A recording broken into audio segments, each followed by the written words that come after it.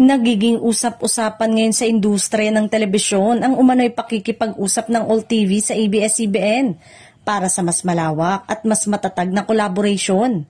Ayon sa mga insiders, ilang buwan na raw na nagkakaroon ng seryosong meeting ang dalawang kampo upang pag-usapan ang posibilidad ng pagsasama para sa mga bagong programa at content distribution. Bagamat wala pang opisyal na anunsyo, lumalakas ang indikasyon na nais ng All TV na mas mapalawak ang lineup nito sa 2026. Ayon pa sa source, interesado ang All TV na mag-acquire o mag-co-produce ng ilang pang mga programang kapamilya, lalo na ngayong papalapit na ang mga pagbabago sa TV5. Dahil patuloy na naghahanap ang network ng matibay na content na tatangkilikin ng mga maraming manonood, malaking oportunidad para sa kanila ang pakikipag-partner sa ABS-CBN na kilala sa matagal ng paggawa ng high-quality shows.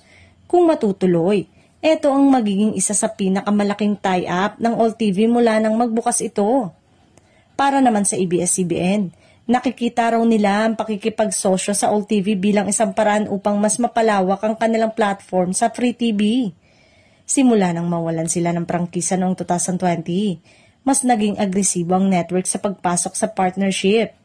At mukhang isa ito sa mga hakbang para mas maabot ang mas malawak na audience nationwide.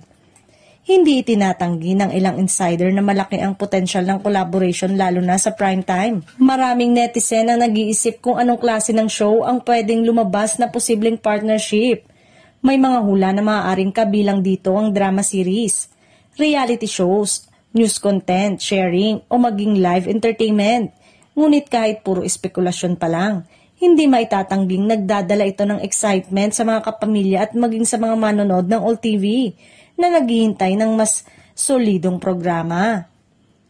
Sa ngayon, tahimik pa rin ang dalawang kampo tungkol sa detalye ng kanilang pag-uusap. Pero malinaw na ang isang mas malawak na collaboration ay magbibigay ng malaking pagbabago sa landscape ng Philippine television. Kung tuluyang magkakasundo ang All TV at ABS-CBN, posibleng masilayan ng publiko ang mga bagong programang hindi inaasahan at maaari nitong baguhin ang kompetisyon sa Free TV sa pagpasok ng 2026.